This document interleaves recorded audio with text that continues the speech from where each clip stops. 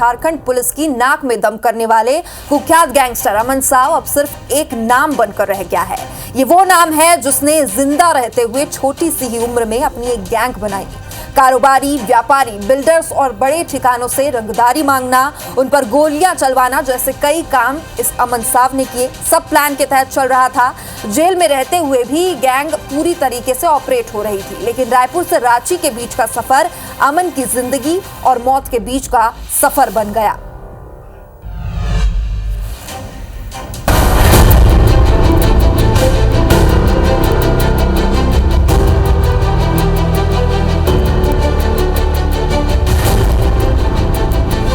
कुख्यात गैंगस्टर अमन का encounter, Raipur to Ranchi का सफर, रास्ते में क्या हुआ?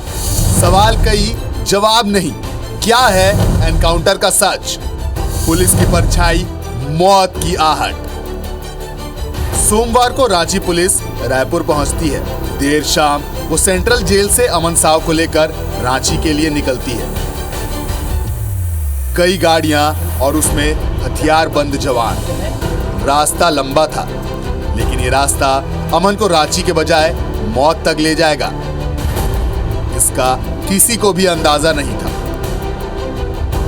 पलामू एसपी रिश्मा रमेशन के मुताबिक घटना 9:15 बजे की है, जब अमन साहू को एनआईए के एक मामले में एटीएस की टीम रांची लेकर जा रही थी। जैसे ही स्कॉर्पियो चैनपुर रामगढ़ रोड के अनहारी ढोडा घाटी पहुंची, अमन साहू के साथियों ने उसे छुड़ाने के लिए स्कॉर्पियो पर बम फेंका। बमबाजी के बाद अमन साहू ने हवलदार राकेश कुमार के हाथ से राइफल छीनी और फायरिंग की कोशिश की। तभी जवाबी कार्रवाई में उसे मार गिराया गया। हवलदार की जांघ में गोली लगी। उसका इलाज एमएमसीएच पलामू में चल रहा है। अमन साहू जो है वो मारा गया पुलिस का एनकाउंटर में। हमारा एक जवान भी उसमें घायल है। अभी मैंने एक एसपी एटीएस को मैंने भेजा पलामू, और वहाँ के एसपी भी उसको देख रही है। पूरा उसकी जांच हो रही है कि कैसे कैसे हुआ, क्या हुआ। उसको पूछताछ के लिए नहीं लाया जा रहा था। वो रायपुर जेल के में रायपुर के मामले में उसको रायपुर भेजा गया था। फिर एक झारखंड के कोर्ट में उसकी ट्रायल के लिए उपस्थिति थी, तो उसको उसके लिए लाया जा रहा, ट्रांजिट पर था वो। अच्छा। और चूंकि वो एक बड़ा शातिर अपराध कर्मी है, इसको ट्रांजिट पर लाने के लिए हम लोगों ने एटीएस की टीम भेजी थी।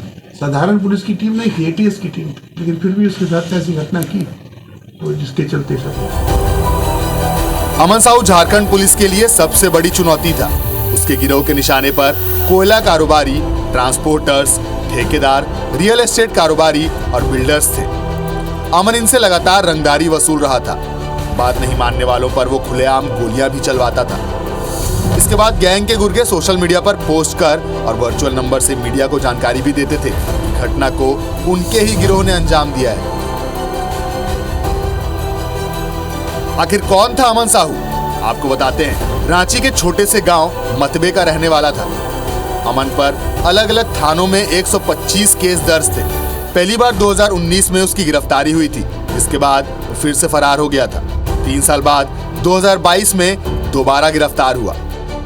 अमन जेल से ही गैंग को ऑपरेट करता था, ऐसी आशंका लगाई जाती है। अमन की हथियारों के साथ कई फोटो वायरल हैं। एक केस में कोर्ट में पुलिस के 20 पन्नों के दिए बयान के अनुसार गैंगस्टर अमन साहू अमन साव के नाम से भी जाना जाता है। उसका जन्म रांची जिले के मतवे बुढ़वू गांव में साल 1995 में हुआ था। साल 2010 में उसने मैट्रिक की परीक्षा 78% अंकों के साथ पास की थी। उसके बाद पंजाब के मोहाली से information technology and computer science में डिप्लोमा किया। उसे 62% मार्क्स आए थे। साल 2012 में जब वह घर आया था, तब उसकी पहचान झारखंड जनमुक्ति मोर्चा के तत्कालीन सुप्रीमो कुलेश्वर सिंह से हुई और यहीं से उसने अपराध की दुनिया में कदम रखा था।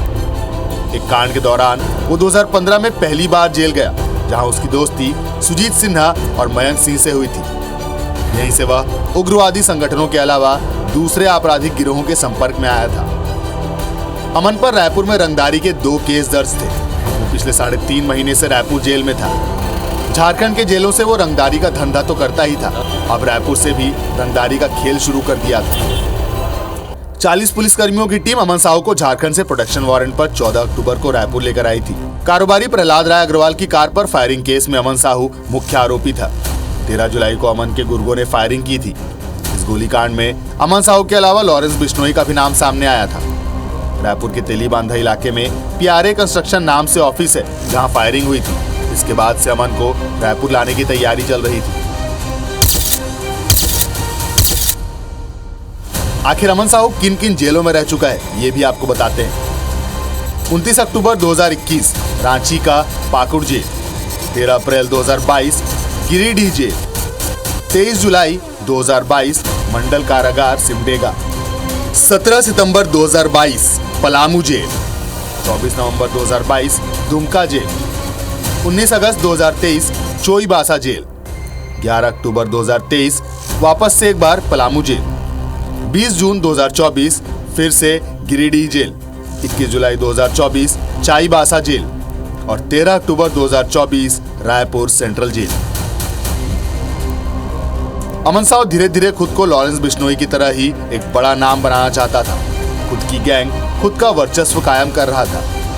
बिश्नोई की तरह ही जेल से गैंग को ऑपरेट कर रहा था और ये चोरी छिपे नहीं बल्कि खुलेआम चल रहा था, क्योंकि जब भी किसी व्यापारी या कारोबारी पर हमला होता तो ये गैंग सोशल मीडिया के जरिए उस कांड की जिम्मेदारी भी लेती थी। अमन साहू ना ही रायपुर की सेंट्रल जेल से बाहर निकलता, ना ही उसको रांची जाना पड़ता। लेकिन 7 मार्च को रांची के कोयला कारोबारी पर हुए जानलेवा हमले से झारखंड पुलिस पर एक बार फिर से सवाल खड़े होने लगे थे। रांची पुलिस रायपुर पहुंची और फिर अगली ही सुबह अमन साहू एक कुख्यात गैंगस्टर की जगह अब सिर्फ एक लाश और नाम बनकर रह गया। वो कहावत है ना कि हर जुर्म का अंजाम मौत ही होती है। अब यह एनकाउंटर सही है या साजिश, ये तो जांच का विषय है, लेकिन सवाल तो उठेंगे ही। संदीप शुक्ला, IBC 24 रायपुर।